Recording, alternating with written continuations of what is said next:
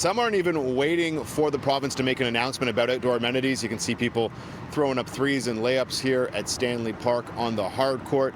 Now, though, there is lots of interest in what a reopening plan could look like. Today, we hit the streets to take the pulse of Torontonians. We also took a trip down memory lane as experts warn if the Ford government doesn't get this right, we could trigger a fourth wave.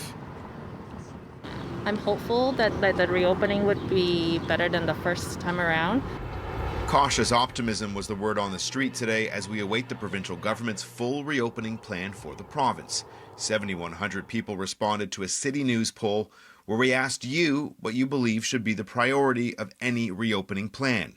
More than half of you want outdoor amenities open first. From there, nearly 1/5 want to open schools first. Another 14% of people each voted for bars and restaurants or for personal grooming. We've been closed long enough now. Ford government has been widely criticized for their most recent reopening before we were even out of the second wave. As a reminder of the stakes, here's a trip down memory lane.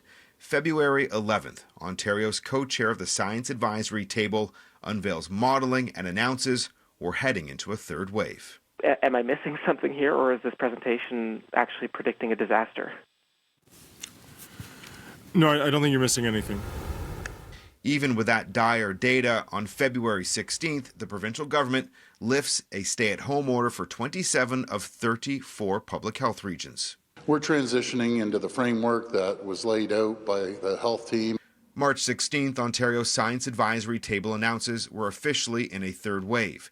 Despite rising numbers, the province's medical officer of health stands by the reopenings. April 4th, Toronto, Ottawa, and Peel's medical officers of health send a joint letter asking the province to implement a province-wide stay-at-home order. April 5th, Peel closes its schools. Toronto follows suit shortly after. April 16th, Ford makes arguably the most controversial announcement to date. We're restricting all outdoor recreational amenities, such as golf courses, basketball courts, soccer fields, and playgrounds. April 22nd, the Premier makes this statement. Simply put, we got it wrong. No one knows exactly how to do it, and we've got ourselves in a big mess.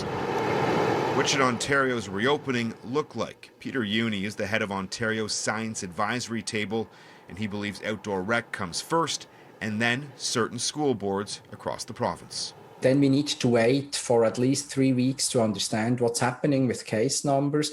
And the next step, the next logical step would then be patios and, potentially outdoor retail that has been closed. We received hundreds of messages from our viewers today on social media about what they'd like to see when it comes to a reopening plan. Jamie Lee wrote into us saying, if people continue to mask, social distance, and get the vaccine as soon as possible, then I see no issue with reopening. While Sveta Veterova posted, the weather is perfect for patios now.